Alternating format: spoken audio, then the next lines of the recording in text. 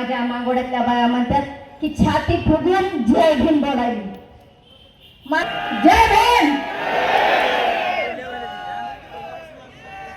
काय बोलू मी चुकूनही कोणीही स्टेजवर साहेबाचं नाव घेत नाही, कारण त्याचं असं आहे की आम्ही हृदयातून बाबासाहेबाच्या पूर्वजाला मानणारे माणसं आहोत, त्यांच्या चरणीला लागणारे आहेत. आमची अवकाश नाही साहेबांचं नाव घ्यायचं. आज एवढी भारी वाटलं ना की माझ्या समाजातले बंधूने येऊन येतं पुढाकार दाखवलाय. मी नेहमी सांगायले माझ्या बांधवांना, माझं भाषण समजते का? मी नेहमी सांगते माझ्या बंधूंना की लोकशाहीर अण्णाभाऊ साठेंनी आपल्याला बाबासाहेब दिलाय, घ्या, जतन करा आणि तसाच पुढे घेऊन चला. याच्यासाठी माझी थोडीशी प्रयत्न होते. पण माझ्या समाजाला ही गोष्ट कळणं झाली. काय झालंय माहिती का? चार्जिंग वरची बाहुली असते बघा, तिला चार्ज केलं की ती उड्या मारती. तसं माझ्या समाजातील 2-4 नेत्यांनी चालू केलं. चार्जिंग दिले की टुमटुम, चार्जिंग दिले की टुमटुम. पण त्यांच्या लक्षात येत नाही की लोकशाहीर अण्णाभाऊ साठेंनी काय सांगितलं. माझ्या समाजाला एका 2 वेळी त्यांनी मार्ग दाखवून दिला की अरे जग बदल घालून घ्यावं सांगून गेले माझं भीमराव. जग बदल घालून सांगून गेले मला भीमराव. जग बदल घालून सांगून गेले मला भीमराव. गुलामगिरीच्या या चिखलात ऋतून बसला काय रावत. अंग झाडले निघव्या हे रे घे बिनवरती धार. सांगून गेले मला भीमराव. टाळ्या लोकशाहीर अण्णाभाऊ साठेंसाठी एकदा टाळ्या. जेव्हा जेव्हा या महाराष्ट्रात ज्यांच्या लक्षात राहणार नाही लोकशाहीर अण्णाभाऊ साठे, डॉक्टर बाबासाहेब आंबेडकर, छत्रपती शिवाजी महाराज, तेव्हा तेव्हा माझ्यासारखी एक गृहिणी चुलीपाशी उठून तुम्हाला परत एकदा सांगायला धाडस करीन. आणि मला महिलांना खास सांगायचंय, मला माझ्या माता समाजातल्या माझ्या मागोड्यातल्या बाया म्हणतात की छाती फुगून जय भीम बोलायली. मला वाटतंय पुरुषापेक्षा एका महिलेने गर्वानं जय भीम बोलावं. ही ताकद महिलेने पुरुषांमध्ये भरावी. जय भीम ही ताकद एका महिलेने तिच्या बाळामध्ये, तिच्या मुलीमध्ये भरावी. जय भीम म्हणजे साधी गोष्ट नाही. अभिजित दिपकेने दाखवून दिलंय सगळ्या जगाला. जय भीम मध्ये साधा शब्द नाही, ताकद आहे, जगायची उम्मीद आहे आमच्या सारख्याची. तळागळात आपण पडलेले माणसं, माझ्या बाबासाहेबांनी जीवनाचं अख्खं जीवन आपल्यासाठी घातलंय. माझ्या मायने रमाईने 4-4 पिले घातले. मग कसं सहज तुम्ही या गोष्टी विसरू शकता? मला काय गरज होती? चुलीपाशी बरी होते ना, मी कष्ट करायलेली, माझी मुलाला जात होते ना. मग या 4-5 माणसांनी का भुळे पाडली ह्या गोष्टीला? कसं काय माझ्या समाजाला भरकटायला लावलं या लोकांनी? माझा समाज खरंच शूर आणि चांगला आहे. लोकशाहीर अण्णाभाऊ साठेंचा माझा समाज आहे. मी सांगण्याचा प्रयत्न करते. कशी काय तुम्हाला झोप लागली?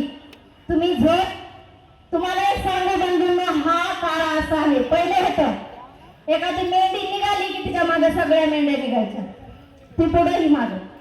पण आता काळाची गरज आहे. मान उचलून बघा की ही मेंढी आपल्याला गटारात घेऊन चालली, नालीत घेऊन चालली का वरच नेऊन टाकायला लागली. मान उचलून बघा. तुमचा कार्यकर्ता, तुमचा पुढारी जर तुम्हाला महान मानव सांगत नसाल तर त्याला चेपली नाहना. तो स्टेजवरती तुम्हाला अण्णाभाऊ साठे सांगत नसेल, तो लोकशाहीर अण्णाभाऊ साठे सांगत नसेल, बाबासाहेब सांगत नसेल, शिवाजी महाराज सांगत नसाल तर त्याला तुम्ही उठून डायरेक्ट बोलायचं, बाबा हा मंच तुझ्यासाठी नाही. माझ्या सोलापूरच्या निळ्या वादळांना खरंच मानाचा सन्मानाचा क्रांतिकारी जय भीम.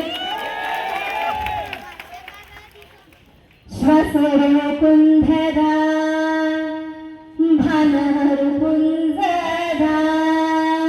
टाळ्या. श्वासरे कुंधदा भानहर कुंजदा.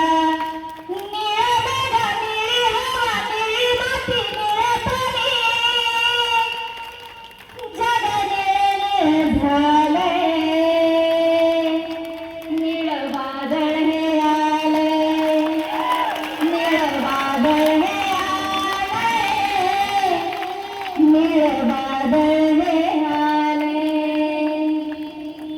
मला जेव्हा झोपेतून जाग येते, सत्य सांगते, माझ्या घरात माझ्या बापाचा फुटू नाही, माझ्या हृदयात माझा बाप आहे. मला सांगतात प्रसिद्धीसाठी करते, कशाला प्रसिद्धीची? अरे माझा बाप आहे, रात्र झोपलाय या समाजासाठी, कसं काय विसरू शकता तुम्ही? माझी माय रबाई 4 तिला गेले तुझी. माफ करा मला बंधूंनो, पण ही सोपी गोष्ट नाही, हे राजकारण नाही. या मनवादी सरकारला सांगा तुम्ही, घरातल्या आया बहिणीनं प्रत्येकाला सांगा की माझा बाप माझ्यासारख्यापासून जिवंत आहे. आणि ह्या मनवादी सरकार जेव्हा जेव्हा असे षडयंत्र करील तेव्हा तेव्हा त्यांना सांगा की आम्ही झुकणार नाही. मनवादी विचाराला स्त्रिया गती लावली, मनवादी विचाराला स्त्रिया गती लावली. बाप भीमाना झाड तुझी गुलामी तोडली, बाप भीमाना झाड तुझी गुलामी तोडली. मनवादी विचाराला स्त्रिया गती लावली, बाप भीमाना झाड तुझी गुलामी तोडली. जातीयतेच्या होत्यार बेड्या त्यातच उजळल्या पदपिड्या, जातीयतेच्या होत्यार बेड्या त्यातच उजळल्या पदपिड्या. मनवादी विचाराची पायदळी ती तोडली, मनवादी विचाराची पायदळी ती तोडली. बाप भीमाना झाड तुझी गुलामी तोडली.